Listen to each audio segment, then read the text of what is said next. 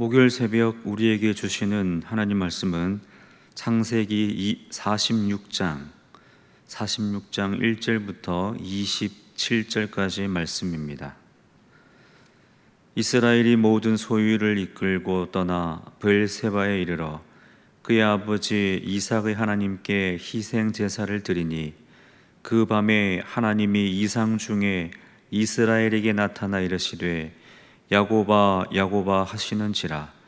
야곱이 이르시되 내가 여기 있나이다 하매 하나님이 이르시되 나는 하나님이라 내 아버지의 하나님이니 애굽으로 내려가기를 두려워하지 말라. 내가 거기서 너로 큰 민족을 이루게 하리라. 내가 너와 함께 애굽으로 내려가겠고 반드시 너를 인도하여 다시 올라올 것이며 요셉이 그의 손으로 내 눈을 감기리라 하셨더라. 야곱이 브엘세바에서 떠날 새 이스라엘의 아들들이 바로가 그를 태우려고 보낸 수레에 자기들의 아버지 야곱과 자기들의 처자들을 태우고 그들의 가축과 가나안 땅에서 얻은 재물을 이끌었으며 야곱과 그의 자손들이 다 함께 애굽으로 갔더라. 이와 같이 야곱이 그 아들들과 손자들과 딸들과 손녀들 곧 그의 모든 자손을 데리고 애굽으로 갔더라. 애굽으로 내려간 이스라엘 가족의 이름은 이러하니라. 야곱과 그의 아들들 곧 야곱의 맏아들 르우벤과 르우벤의 아들 하녹과 발루와 헤스론과 갈미요. 시므온의 아들은 여무엘과 야민과 오핫과 야긴과 스알과 가나안 여인의 아들 사울이요. 레위의 아들은 게르손과 그핫과 므라리요. 유다의 아들 곧 엘과 오난과 셀라와 베레스와 세라니. 엘과 오난은 가나안 땅에서 죽었고 베레스의 아들은 헤스론과 하물이며 이사갈의 아들은 돌라와 부아와 욥과 시므론이요. 스불론의 아들은 세렛과 엘론과 얄르엘이니 이들은 레아가 밧단 아람에서 야곱에게 난 자손들이라. 그 딸 디나를 합하여 남자와 여자가 33명이며 가스의 아들은 시변과 학기와 수니와 에스본과 에리와 아로디와 야엘엘리요. 아셀의 아들은 임나와 이스와와 이스위와 브리아와 그들의 누이 세라며 또 브리아의 아들은 헤벨과 말기엘이니 이들은 라반이 그의 딸 레아에게 준 실바가 야곱에게 낳은 자손들이니 모두 16명이라. 야곱의 아내 라헬의 아들 곧 요셉과 베냐민이요. 애굽 땅에서 온의 제사장 보디베라의 딸 아스낫이 요셉에게 낳은 므낫세와 에브라임이요. 베냐민의 아들 곧 벨라와 베겔과 아스벨과 게라와 나아만과 에히와 로스와 뭇빔과 훗빔과 아르시니 이들은 라헬이 야곱에게 낳은 자손들이니 모두 14명이요. 다나의 아들 후심이요. 납달리의 아들 곧 야셀과 구니와 예셀과 실렘이라. 이들은 라반이 그의 딸 라헬에게 준 비라가 야곱에게 낳은 자손들이니 모두 7명이라. 야곱과 함께 애굽에 들어간 자는 야곱의 며느리들 외에 66명이니 이는 다 야곱의 몸에서 태어난 자이며 애굽에서 요셉이 낳은 아들은 2명이니 야곱의 집 사람으로 애굽에 이른 자가 모두 70명이었더라. 아멘. 오늘 본문 말씀은 애굽 총리가 된 요셉의 초대를 받고 야곱의 집 모든 사람들이 애굽으로 내려가는 장면을 기록하고 있습니다. 먼저 1절 말씀을 보면 이렇게 길을 떠나서 여정에 들어선 야곱이 하나님 앞에 희생 제사를 드리고 있는 장면이 1절에 기록되어 있습니다. 1절에 보면 이스라엘이 모든 소유를 이끌고 떠나 브엘세바에 이르러 그의 아버지 이삭의 하나님께 희생 제사를 드리니, 야곱이 희생 제사를 드리고 있습니다. 그런데 어디에서 드립니까? 브엘세바죠. 이 브엘세바는 아브라함이 우물을 파고 에셀 나무를 심은 후에 하나님의 이름을 불렀던 곳입니다. 그리고 이삭에게 약속을 주신 곳이기도 하지요. 야곱의 입장에서 보면 이 브엘세바는 신앙 유적지, 또 조상들이 하나님을 만난 곳, 이렇게 생각할 수 있습니다. 이곳에서 야곱이 브엘세바 이곳에서 희생 제사를 드립니다.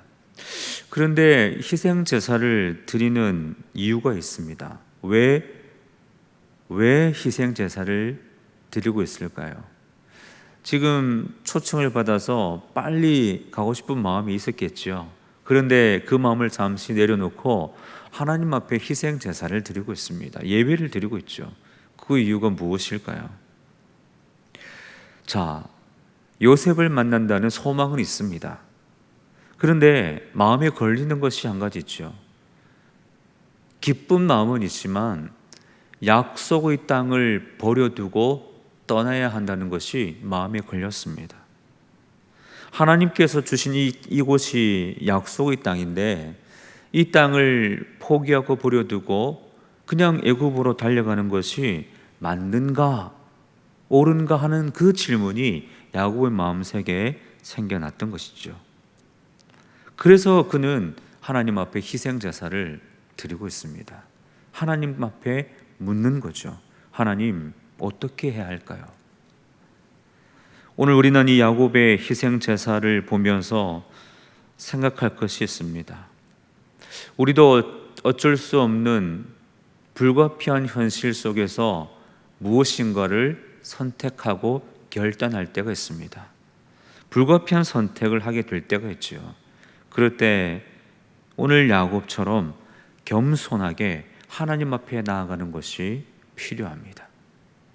하나님 앞에 나아가서 하나님, 나의 상황과 이 현실 앞에서 내가 무엇을 결단하고 어떻게 나아가고 어떻게 행하는 것이 하나님 뜻에 합당한 것입니까? 이 거룩한 질문을 주님 앞에 드릴 때에 그 인생을 하나님께서 기억하시고 더 놀라운 은혜로 인도하여 주실 줄로 믿습니다. 오늘 브엘세바에서 희생 제사를 드리는 야곱의 마음을 함께 공감하시고 늘 주님 앞에 그 마음으로 엎드려 주의 뜻을 구하며 살아가는 저와 여러분의 삶이 될 수 있기를 주님의 이름으로 축복합니다. 두 번째, 2절부터 4절까지 이어지는 말씀에 보면 아브라함에게 응답하신 하나님을 보게 됩니다. 하나님께서 야곱을 부르죠. 하나님께서 야곱을 부르시는데 야곱아, 야곱아, 그렇게 야곱을 부르시고 이 부르심 앞에 야곱이 대답합니다. 내가 여기 있나이다. 내가 여기 있나이다. 그리고 나서 하나님께서 너무나 귀한 말씀을 야곱에게 주십니다. 오늘 본문 3절과 4절 말씀을 같이 또 따라가면서 읽어보겠습니다. 하나님이 이르시되 나는 하나님이라. 내 아버지의 하나님이니 애굽으로 내려가기를 두려워하지 말라. 내가 거기서 너로 큰 민족을 이루게 하리라. 내가 너와 함께 애굽으로 내려가겠고 반드시 너를 인도하여 다시 올라올 것이며 요셉이 그의 손으로 내 눈을 감기리라. 희생제사를 드리는 야곱에게 하나님께서 이렇게 말씀하셨습니다. 너무나 귀한 말씀이지요. 내가 함께 가겠다. 두려워하지 말라.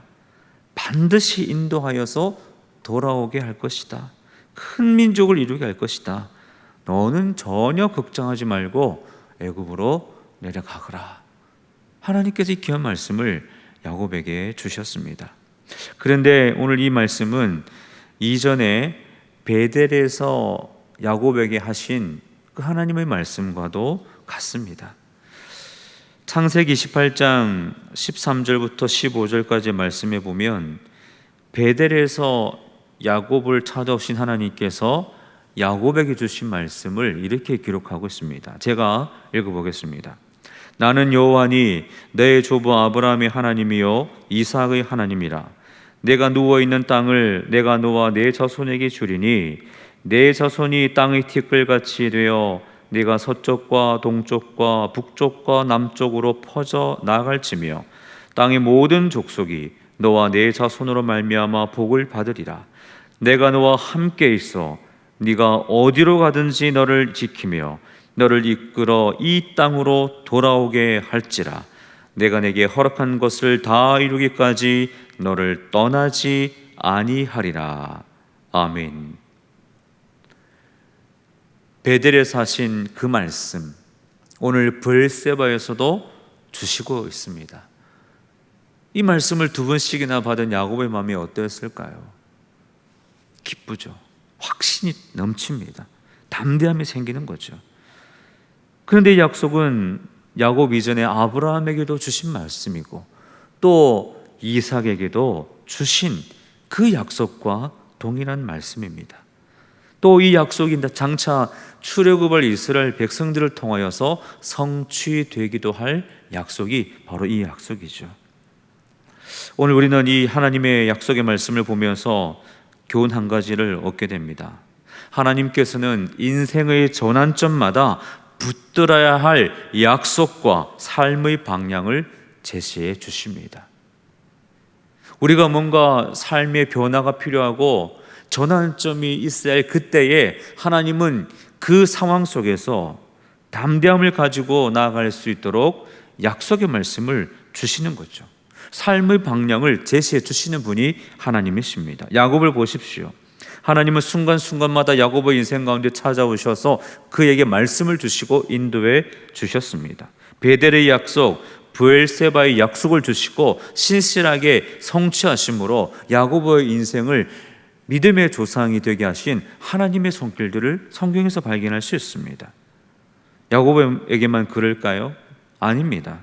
하나님 저와 여러분에게도 동일하신 하나님이십니다. 그러므로 어디를 가든지 무엇을 하든지 하나님께서 우리의 인생 가운데서도 역사하시고 말씀하시고 삶의 방향을 제시해 주신다는 것을 기억하시면서 하나님 바라보시기 바랍니다. 그리고 약속의 말씀을 굳게 붙잡으십시오. 찬송가 546장 보면 주님 약속하신 말씀 위에서 영원토록 주를 찬송하리라. 그렇게 찬송하고 있습니다. 약속 믿고 굳게 서리라. 약속 믿고 굳게 서리라. 영원하신 말씀 위에 굳게 서리라. 그렇게 찬송하고 있습니다. 하나님 말씀 위에 굳게 서는 인생. 하나님은 말씀하시고 그 약속하신 말씀을 내가 붙잡고 내가 그 말씀 위에 설 때에 하나님의 은혜를 날마다 경험하는 저와 여러분의 삶이 될 줄 믿습니다. 또 한 가지 이 4절까지의 말씀을 보면서 또 한 가지의 교훈을 생각합니다. 하나님께서는 우리의 삶을 인도하시는 분이시죠. 하나님은 저와 여러분의 삶을 인도하시는 하나님이십니다. 오늘 새벽 기도를 시작하면서 드린 찬송을 생각해 보십시오. 570장 주는 나를 기르시는 목자요. 이 찬송을 그냥 부르지 마시고 우리의 신앙 고백으로 불러보십시오. 성경은 하나님과 이스라엘 백성의 관계를 여러 가지로 비유로 나타냅니다. 설명하죠. 그 중에 하나가 목자와 양의 관계로 하나님과 백성들의 관계를 설명합니다. 이 관계를, 이 목자와 양의 관계를 잘 보여주는 말씀이 시편 23편 말씀이죠. 여호와는 나의 목자시니 내게 부족함이 없으리로다. 여호와는 나의 목자시니 내게 부족함이 없으리로다. 우리가 사는 세상은 수시로 변합니다. 급변하기도 하죠. 우리는 그 변화를 짐작하기도 어렵고 적응하기도 쉽지 않습니다. 당장 코로나19라는 이 상황만 봐도 그렇지 않습니까? 그러나 믿음으로 고백하고 확신하십시오. 목자이신 하나님께서 우리의 삶을 인도하여 주실 줄로 믿습니다. 하나님은 나의 목자셔서 양 같은 나를 인도하여 주실 줄로 믿습니다. 이 고백을 가지고 하나님 앞에 나아가십시오. 하나님께서, 목자이신 하나님께서 오늘도 내일도 우리의 삶을 하나님의 뜻 가운데, 하나님의 그 평안 가운데 인도하여 주실 줄로 믿습니다. 이어지는 말씀을 보겠습니다. 5절부터 오늘 본문 27절까지 말씀은 애굽으로 내려간 야곱의 가족을 소개합니다. 애굽으로 내려간 야곱의 가족 70명이라고 말씀하죠. 자, 이 70명이 이제 야곱을 포함한 이 70명이 애굽 땅으로 내려갑니다. 그 내려가는, 그 이동하는 장면을 한번 상상해 보십시오. 야곱의 수레 타고 또 이 아들들의 그 아내들 또 자녀들을, 이 가족들이 다 수레 타고 애굽을 향하여 나아갑니다. 그들의 표정을 한번 생각해 보면 뭔가 희망차고 뿌듯하지 않았겠습니까? 요셉이 총리가 되어 있는 그 애굽 땅으로 나가는 그 발걸음은 그야말로 소망 중에 가득 찬 희망찬 표정들로 충만했을 것입니다. 그런데 여기서 한 가지 생각할 것이 있습니다. 지금 애굽으로 떠나는 이들 모두는 다시 가나안으로 돌아오지 못합니다. 애굽 땅으로 내려가고 있는 이 70명의 가족들, 다시는 이 가나안 땅으로 돌아올 수가 없습니다. 그 애굽 땅에서 약속의 말씀 붙잡고 살다가 그 애굽 땅에서 그들 모두는 죽게 됩니다. 허무하고 안타까운 일입니까? 그렇지 않습니다. 지금 이 애굽 땅으로 내려가는 이 가족들의 사명은 애굽에서 번성하면서 그들의 신앙을 후손에게 전수하는 것, 이것이 애굽을 향하여 나아가는 70명의 사람들의 사명입니다. 그리고 그 사명은 하나님 나라를 완성하는 큰 하나님의 뜻 가운데 한 부분을 차지하게 되는 것이죠. 오늘 이 70명은 애굽 땅에서 비록 죽게 되지만 그들은 사명을 잘 감당하였고 하나님 나라의 한 부분을 완성하는 귀한 삶을 살아가게 되었습니다. 요셉도 마찬가지죠. 요셉의 삶도 마찬가지입니다. 요셉의 꿈, 고난, 형통한 삶의 배후에는 하나님이 계셨습니다. 그리고 그의 모든 삶은 야곱 가족의 구원으로 이어졌으며 또한 이스라엘 민족이 큰 민족으로 세워지는 것에 연결되는 것이 요셉의 삶입니다. 요셉의 삶은 하나님 나라가 완성되는 것, 하나님 나라가 온전히 이루어지는 그 큰 하나님의 그림 속의 한 부분을 차지하고 있는 것이 요셉의 삶입니다. 그리고 오늘 애굽으로 내려가는 야곱을 포함한 70명 가족의 삶이요 사명이기도 한 것이죠. 요셉의 삶도 지금 애굽으로 내려가는 야곱 가족들도 하나님 나라를 이루는 큰 그림의 한 조각으로 그 사명을 감당하게 되는 것이죠. 오늘 이것을 보면서 우리의 삶을 돌아봅니다. 하나님께서는 우리 또한 하나님 나라 완성의 한 조각으로 저와 여러분을 사용하십니다. 하나님 나라를 이루어 가시는데 저와 여러분을 통하여서 사명을 주시고 그 사명 감당하는 저와 여러분을 통하여서 하나님 나라를 세워 가신다는 것을 기억하십시오. 그래서 하나님은 그 선한 뜻을 이루시기 위해서 저와 여러분의 삶을 하나님의 선하시고 완전하신 뜻 안에 우리를 두신다는 거죠. 그래서 우리는 하나님의 뜻 안에서 오늘도 내일도 살아가는 겁니다. 하나님께서 그렇게 우리를 인도하시며 그 인도하심을 통하여서 하나님 나라를 함께 만들어 가시는 하나님의 모습을 오늘 우리는 본문에서 보게 되는 겁니다. 여러분, 벅차지 않습니까? 감사하지 않습니까? 하나님께서 나를 부르셔서 하나님 나라의 한 부분으로 하나님 나라의 완성을 이루기 위한 동력자로 그렇게 우리를 사용하신다는 것, 얼마나 귀하고 감사한 일입니까?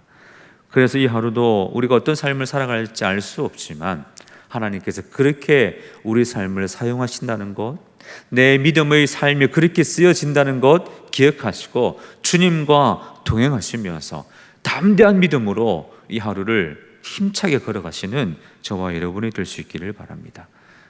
야곱의 삶도 요셉의 삶도 하나님께서 붙드시고 주의 섭리 안에서 온전한 삶을 이루고 나갔던 것처럼 우리의 삶도 그렇게 인도하여 주실 줄 믿고 날마다 산 소망 가운데 주님과 동행하는 기쁨을 오늘도 내일도 누리며 살아가시는 저와 여러분의 모든 삶이 되시기를 주님의 이름으로 간절히 축복합니다. 기도하겠습니다. 하나님 아버지, 오늘 이 말씀을 통하여서 하나님 우리의 삶을 얼마나 귀하게 보시는지, 하나님 우리의 삶을 통하여 하나님 나를 얼마나 아름답게 세워가시는지 또한 깨닫게 하여 주시니 감사를 드립니다. 아버지 하나님, 오늘도 주님의 뜻 안에서 완성되어져 가는 우리의 삶을 보게 하여 주시고 흔들리지 않는 견고한 믿음으로 주님 바라보며 아버지 하나님과 동행하는 이 하루가 될 수 있도록 인도하여 주시옵소서. 무슨 일을 만날지 어떤 문제 앞에 서게 될지 알 수 없지만 그러나 하나님의 섭리 안에서 우리의 삶을 이끌으시는 그 주님을 바라보게 하여 주시고 그 믿음으로 한 걸음 한 걸음 담대한 걸음 내디딜 수 있는 우리 모두가 되게 하여 주시옵소서. 오늘도 우리와 함께하여 주실 줄 믿고 영원토록 우리와 함께하여 주실 줄 믿사오며 이 모든 말씀 예수님의 이름으로 기도드리옵나이다. 아멘. 하늘에 계신 우리 아버지, 아버지의 이름을 거룩하게 하시며 아버지의 나라가 오게 하시며 아버지의 뜻이 하늘에서와 같이 땅에서도 이루어지게 하소서. 오늘 우리에게 일용할 양식을 주시고 우리가 우리에게 잘못한 사람을 용서하여 준 것 같이 우리 죄를 용서하여 주시고 우리를 시험에 빠지지 않게 하시고 악에서 구하소서. 나라와 권능과 영광이 영원히 아버지의 것입니다. 아멘.